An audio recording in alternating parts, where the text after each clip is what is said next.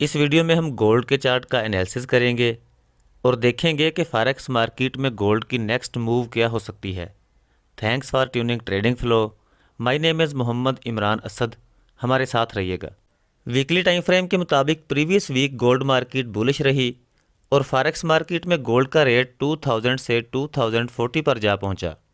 No doubt graph पर print last bullish candle का momentum तो काफ़ी बेहतर है और ये पिछली दो कैंडल्स की बॉडी को तकरीबन इंगल्फ भी कर चुकी है, लेकिन वॉल्यूम इंतहाई कम है, इसलिए हाई टाइम फ्रेम में तो कम अज़ कम इसे बाइंग अपॉर्चुनिटी नहीं कहा जा सकता।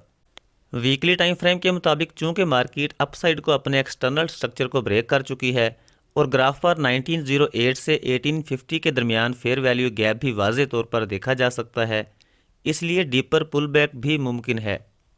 डेली टाइम फ्रेम के मुताबिक 1973 का लेवल गोल्ड मार्केट का स्ट्रांग लो है और मार्केट डाउन साइड को अपने इंटरनल स्ट्रक्चर को ब्रेक करने और डिमांड जोन को टैब करने के बाद 15 फरवरी से ग्राफ पर मुसलसल बुलिश कैंडल्स प्रिंट कर रही है।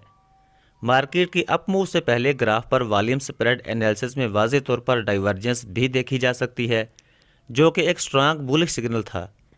चूँकि 2024 के लेवल से मार्केट की डाउन मूव स्टार्ट हुई थी, इसलिए 2024 और 2065 के लेवल पर सेलिंग प्रेशर की वजह से मार्केट अगेन ड्रॉप भी हो सकती है। 4 आवरली टाइम फ्रेम के मुताबिक गोल्ड मार्केट प्रीवियस वीडियोस में हमारे अंदाजे के मुताबिक हाईलाइट किए गए फेयर वैल्यू गैप को फिल करने और डिमांड जोन को रिटेस्ट करने के बाद रिजेक्ट हुई और मार्केट ने अगेन अप जाना शुरू कर दिया। 4 आवरली ग्राफ पर भी मार्केट की अप मूव से पहले वॉल्यूम स्प्रेड एनालिसिस में डाइवर्जेंस देखी जा सकती है। मार्केट ने अपसाइड को लास्ट ब्रेक ऑफ स्ट्रक्चर 2034.8 के लेवल पर किया है और मार्केट की अप मूव के दौरान मोमेंटम और वॉल्यूम भी काफ़ी ज़्यादा है, लेकिन दूसरी तरफ मार्केट की अप मूव के दौरान ग्राफ पर फेयर वैल्यू गैप भी वाज़े तौर पर देखा जा सकता है, इसलिए 2024 से 2015 के लेवल पर लोअर टाइम फ्रेम में कन्फर्मेशन के बाद गोल्ड के बाई ऑर्डर को प्रेफर किया जाए और प्रीवियस हाई या फिर मार्केट की पोजीशन के मुताबिक 2052 से 2065 के एरिया को एज अ टीपी टारगेट किया जा सकता है। 4 आवरली टाइम फ्रेम के मुताबिक 2008.5 से 1995 का जोन गोल्ड के बाई ऑर्डर के लिए सेकंड पॉइंट ऑफ इंटरेस्ट, जबकि सेल ऑर्डर के लिए 2052 से 2065 का zone extreme point of interest है।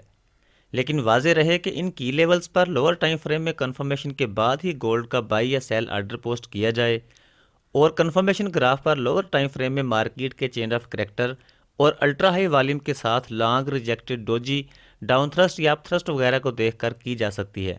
1 आवरली टाइम फ्रेम के मुताबिक भी सेम पोजीशन है। 15 मिनट टाइम फ्रेम के मुताबिक गोल्ड मार्केट बुलिश है और मार्केट अपसाइड को अपने एक्सटर्नल स्ट्रक्चर को ब्रेक करने के बाद पुल बैक ले रही है।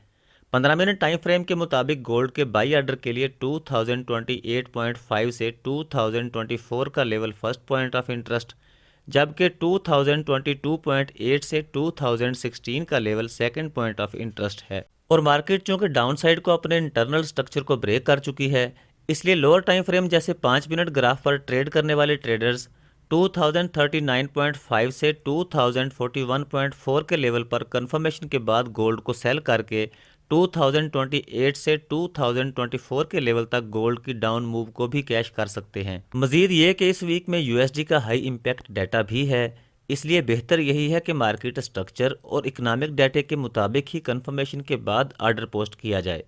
अब तक के लिए इतना ही। फॉरेक्स ट्रेडिंग के बारे में मजीद मालूमाती वीडियोज़ और अपडेट्स के लिए देखते रहिए ट्रेडिंग फ्लो। इजाज़त दीजिए। खुदा हाफिज़।